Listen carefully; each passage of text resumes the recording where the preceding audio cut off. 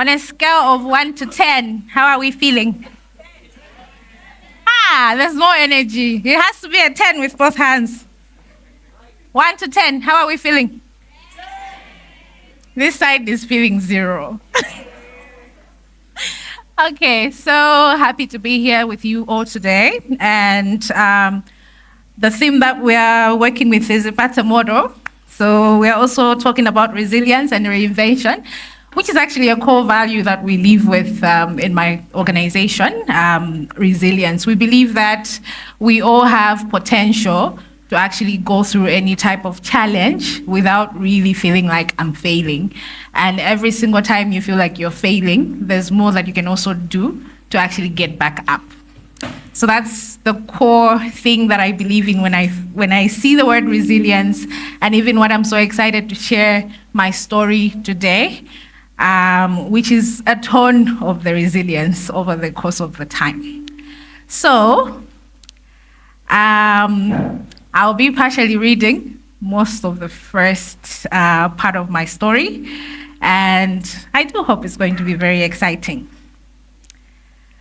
So, not every day will you encounter an 8-year-old Malawian girl child, more especially from Rumpi district, who actually knows how to use a computer at 8. And this is a story that I'm going to share from the past 25 years that I've lived with, fully understanding how the past 25 years still run, and I still bump into another 8-year-old girl child to date that either doesn't know how to use a computer, or they've seen one and they've never used it before. So maybe by a show of hands, how many of us got to learn how to use a computer at 8?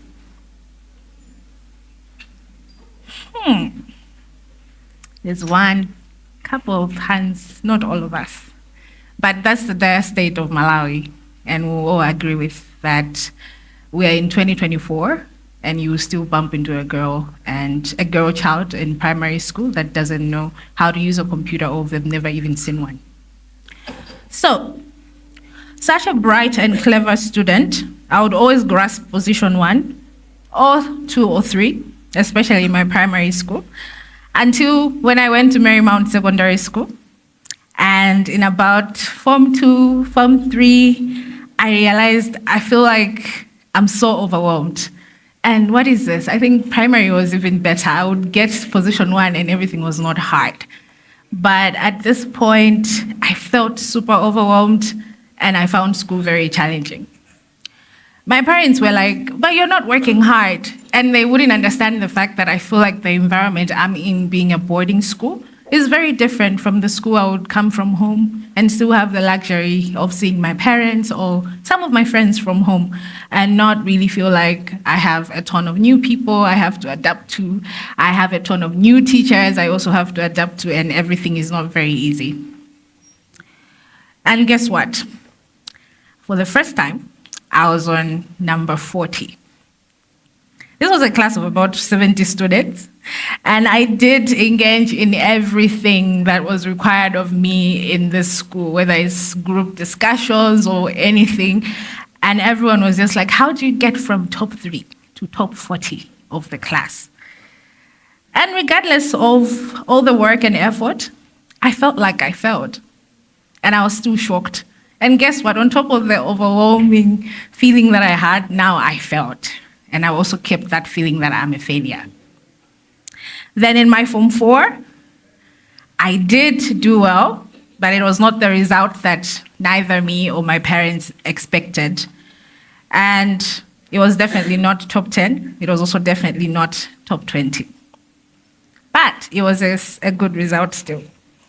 And I did spend a couple of months reflecting whether I need to repeat. Everybody said, yeah, you need to repeat, because if you want to go to University of Malawi, obviously you have to repeat. And then a part of me is like, no, I don't think I want to repeat. How come there are other people who have managed to thrive and they never had to do, to get certain grades at this level?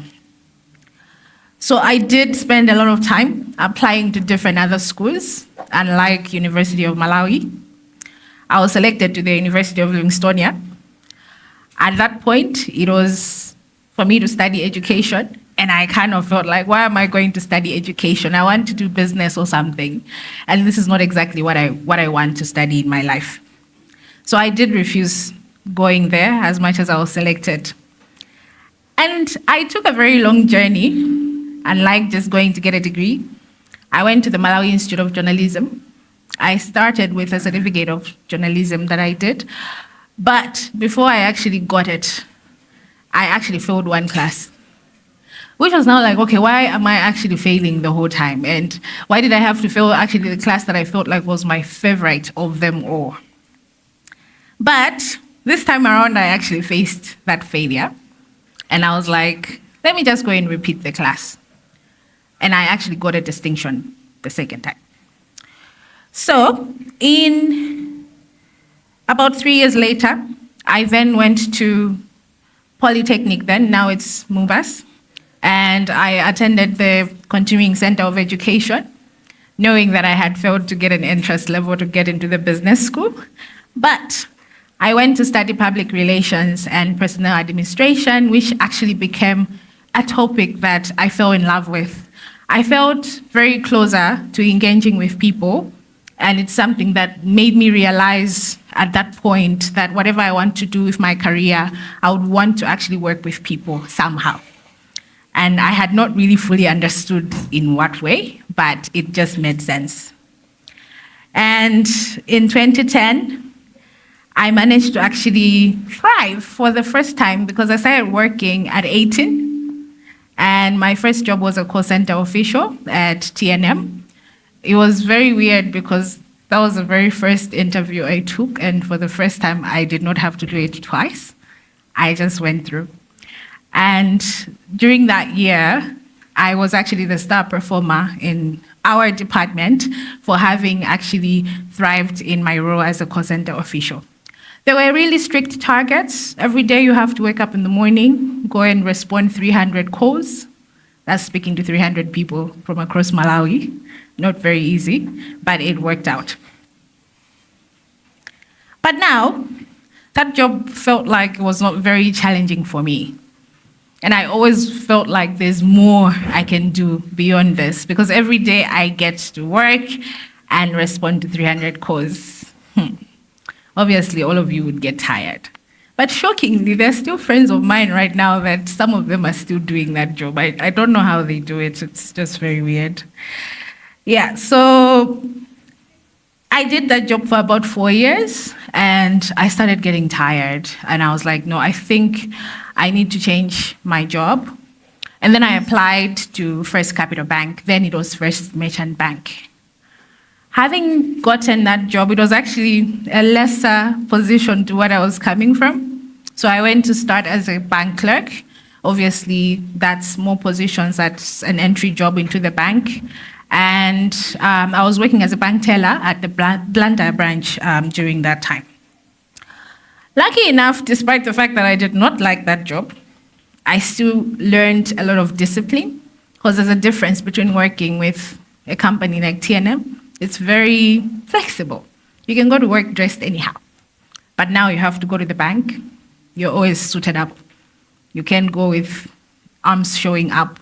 You can't speak in a certain tone to your customer. You can't relate with your supervisor in a certain way. And that was a whole lot of discipline that I had to adapt to. And then 2 years later, I was like, this is still not for me.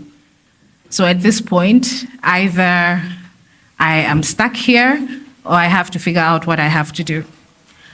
And then a customer came into the bank the other day and asked, what is it you want to do with your career beyond this? And I was like, well, I feel like I've been stuck in this job for a while. 2 years, yes, but I don't think 2 years is what I want to get to stick with for the next 3 years as well. So he was like, okay, would you like to send me your CV? I didn't even know where he works, by the way. He was just like, would you like to send me your CV through this email? And I was like, okay, great. So I sent the CV.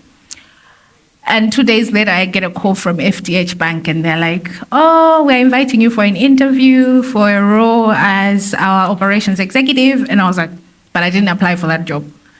They're like, oh yeah, someone actually recommended you. was like, okay, this is nice.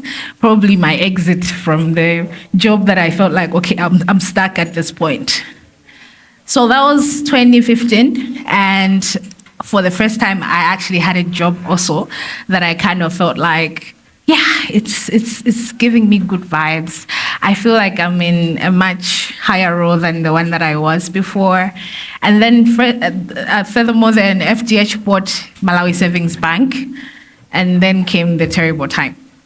So they had to do staff retrenchments. So this was a company that has about 1,000 employees, and then they had to cut them down to about 300. So you can imagine how many people lost their jobs at that time. Lucky enough, I did not. But the feeling that my next person that I sit with is no longer there because now they lost their job. The manager that I was reporting to is no longer there. Now started giving me the feeling that, so if you're employed, someone can just wake up and tell you that you're going to lose your job today. And if you didn't have a plan, that means you don't probably know what your journey looks like. So that was also the time then I started reflecting more about what it means to become an entrepreneur. And trust me, starting the entrepreneurial journey really requires this resilience because I tried several things. My first business that I started was rice. So I used to go to Garonga, get bags of rice, bring them to Mzuzu, sell in the community I live with. So I live in Luinga, right here. It's not very far. And that was going very well. But now I had a job. So it meant that I had to figure out a balance of at what point am I going to do this business and at what point am I monitoring everything without feeling like I have too much to do. So I engaged my uncle. Unfortunately, at some point, he just decides to steal the money from the business. So that failed. It ended there. And then I was like, I think I need to do something else. So I started a business with a friend, and we used to do gift wrapping. I think it's very vibrant now. People deliver gifts to offices. I always get excited when I see that because it reminds me how I had a failed business in that arena as well. And one of the reasons that business failed was simply because this friend of mine had kept my very new laptop that I had only used for 1 month. And unfortunately, her sister poured tea on it, which was like my entire life savings that went into that. So that killed a business, it killed a friendship. But yeah, we move. Yeah, so eventually I was like, what other thing can I do? So I started exploring what talents that I have personally, and I figured I'm very good at organizing things. So it could be events, it could be meetups, and I was like, let me try this out. So I established a company called Crystal Dazzle, and we were basically providing events management solutions for different corporate clients as well as also individuals. That one was really cool. It was really a thriving business. I had really amazing clients, Plan International.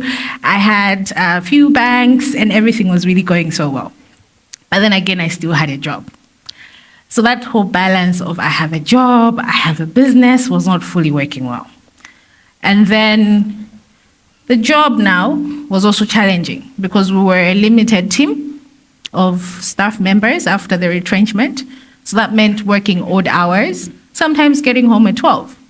And then I still have a business. And sometimes clients are like, no, we are interested in you. So you can send me to Ambi to come and organize the event that I want you guys to do. So I reflected, asked myself, how am I going to move with this? And then I also started questioning if it's really worth keeping my job when I was able to make 3 times more what I was earning. So one day I just woke up, went to the office, and I resigned. Everybody was shocked. My parents were like, what the hell are you thinking? You know, this is a job you really worked so hard to get, and you just decide to quit. And I'm like, you know what? I feel like there's more that I can do. And probably this business is something that I've become very good at, that is giving me a sense of satisfaction and purpose. And yeah, the HR did not acknowledge my email because they were like, no, you can't leave. Not after people were retrenched and you seem to be an asset to this company. So that letter was not responded even up to now. So I can always walk to FDH and still get my job. Yeah. But then again, establishing a business is not very easy. So in the course of me establishing Crystal Dazo, I started understanding what it means as a young person starting up a business. You always have to master so many things.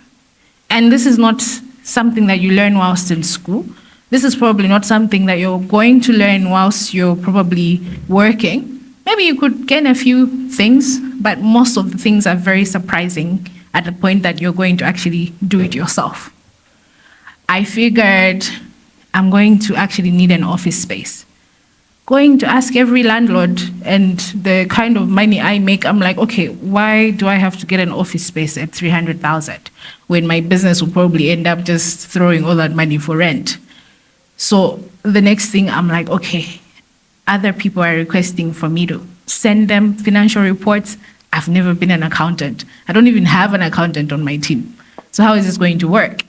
And the next thing is like, oh no, you submitted an invoice, you did not include tax, so now we're going to deduct money, and then part of that money still goes to tax and you didn't know about it.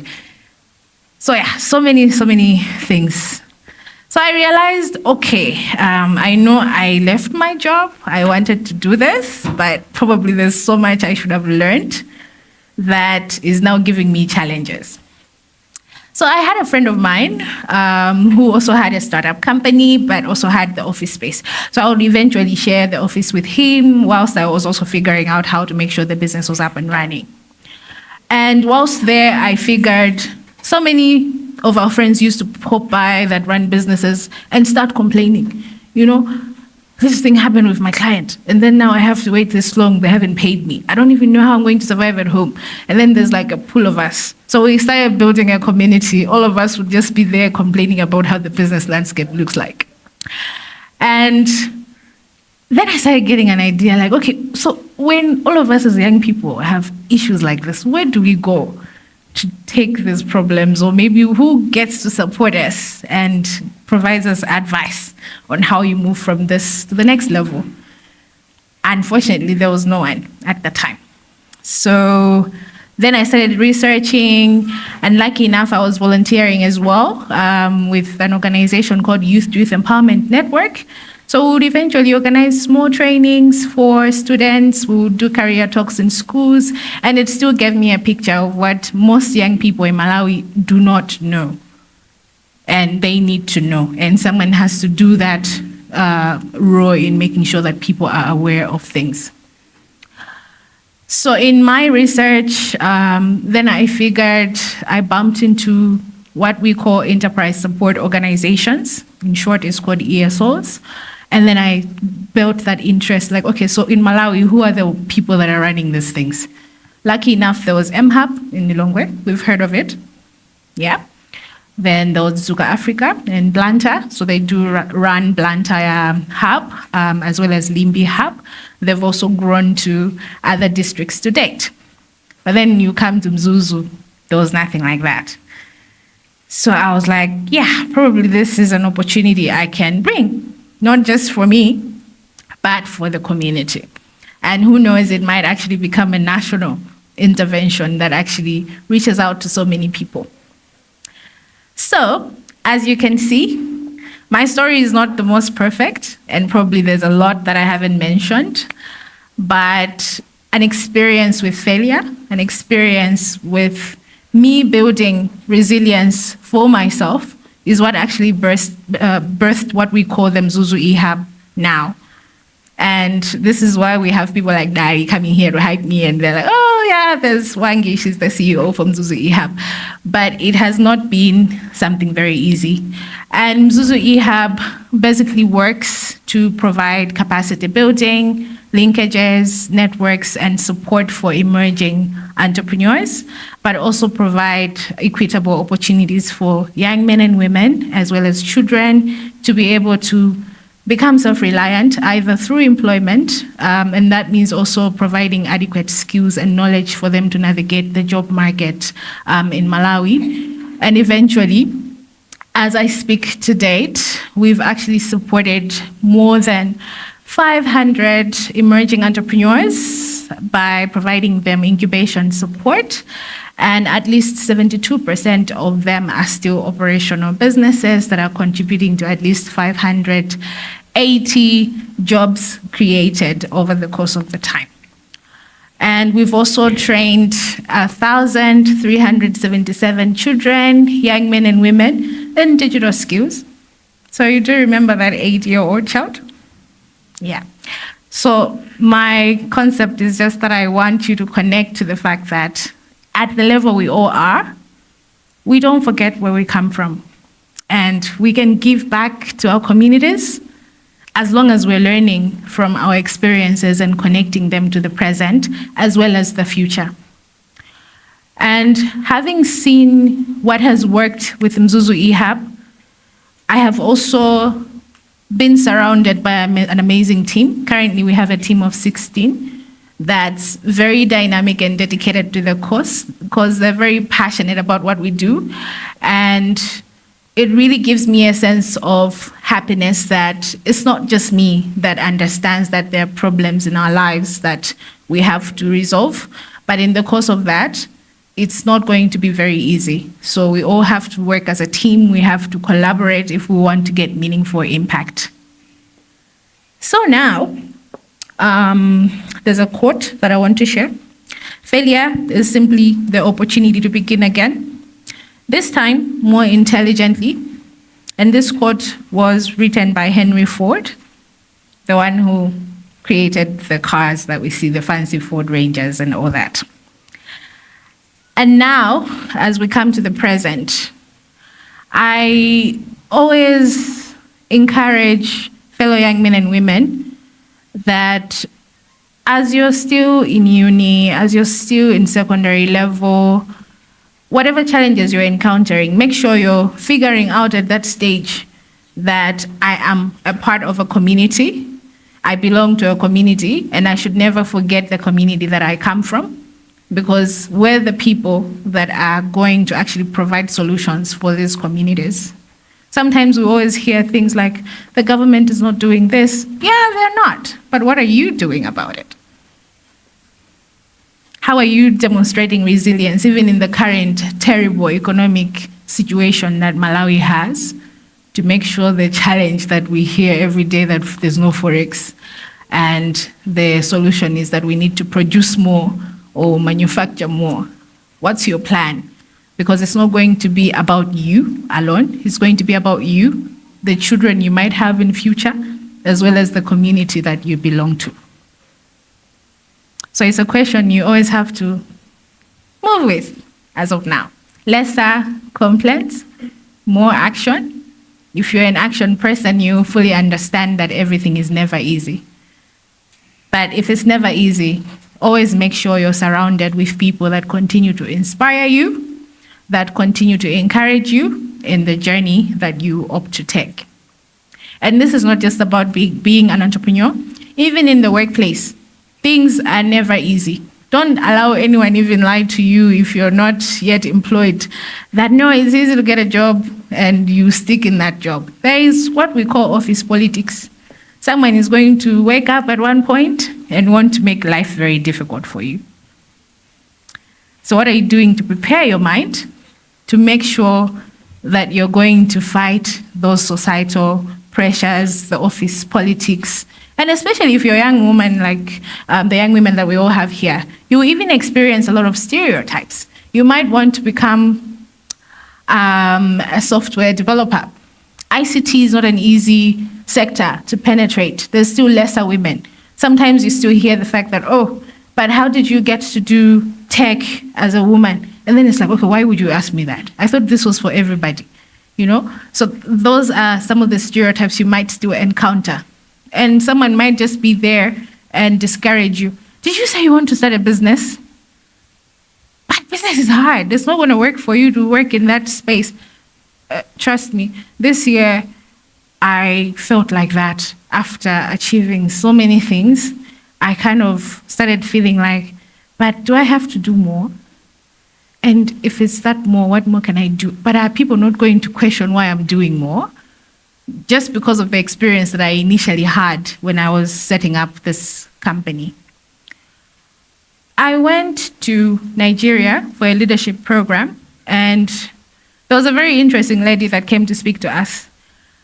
And this woman, when they were introducing her, she has 7 degrees.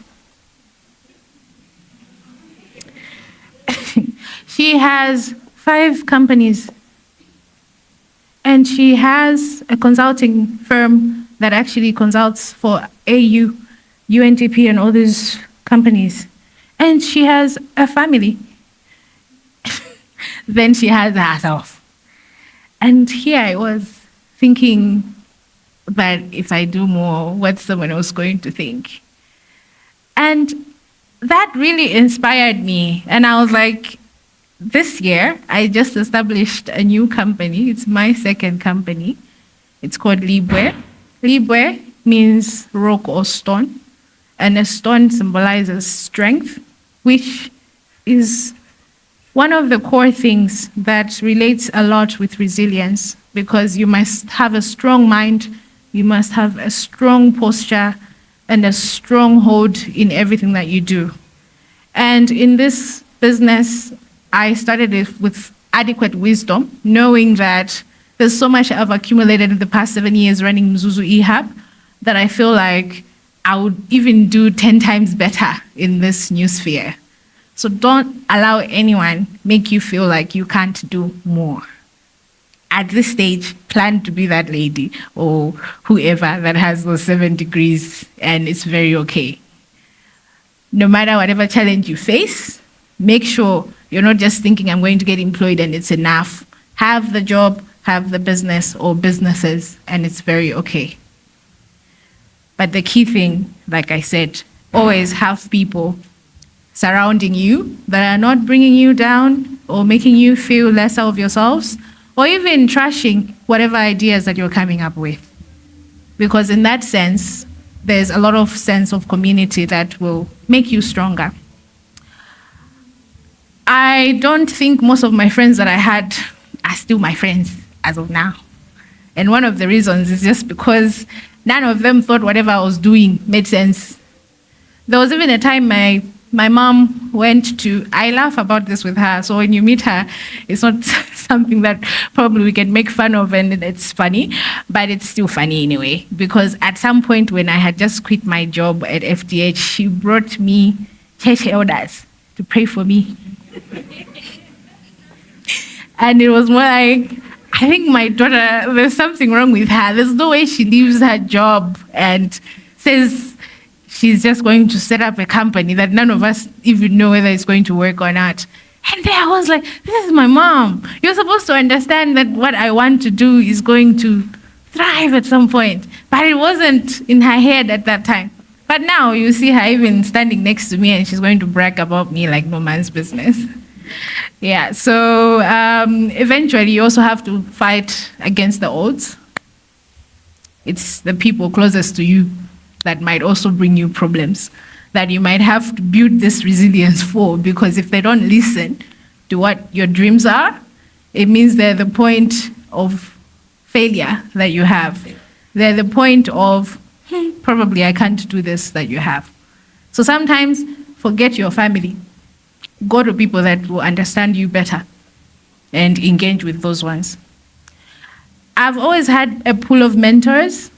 I always change because every stage of building your career, your professional leadership development requires you to change something.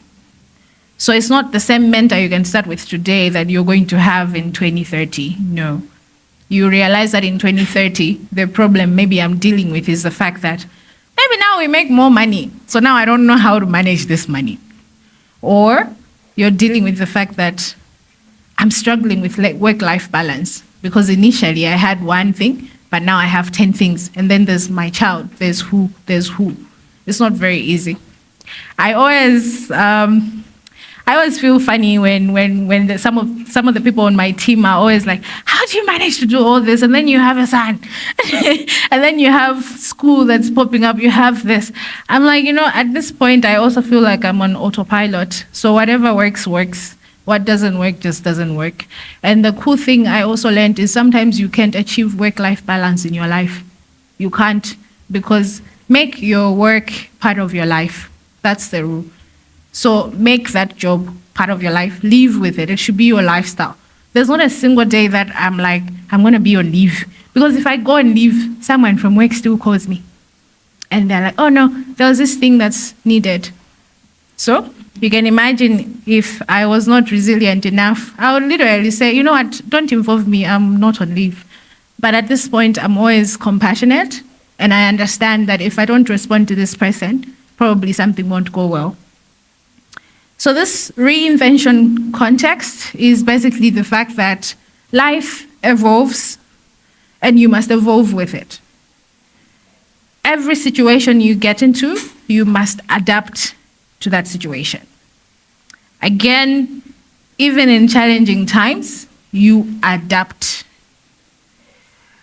I have been also reflecting so much on how every single time the devaluation happens, I still walk into ShopRite, and how are people still buying tons and tons of things?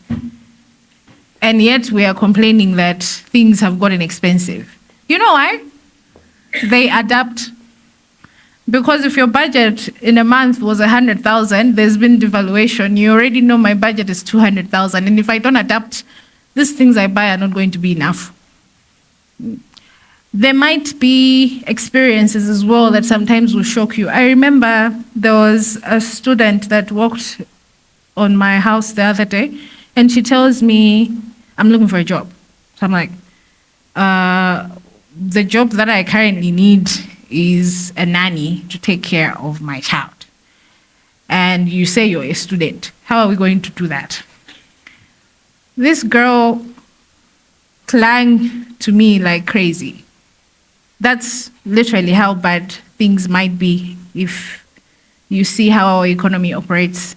I literally had to say, you know what, maybe let's figure something out, but forget this job, because you probably might have situations where you leave and I'm also not here and this child gets stuck that we have to resolve, but maybe let's talk about a different way we can support this problem you have. In a way, it just reminded me that this person was literally trying to adapt from a situation she was in to make sure she improves to a different situation and make sure that any challenge she has also improved. So before you complain, try and figure out some solutions from your own perspective. That's what we call adapting and also adjusting to how certain situations will be. So I am going to stop here. And I do hope that this has been inspiring for you and it has given you a better understanding of what building resilience is all about. Failure, like I said, is an opportunity for you to actually build something and do something much more intelligently than you did. If you did not fail, you wouldn't have learned what lessons you would have learned at that time. So make sure the lessons you accumulate are going to help you do something better. Learning never stops. That's why there's that woman with 7 degrees. Just make sure the knowledge you're using it in a manner that's helping you improve yourself as well as the community that you're working in.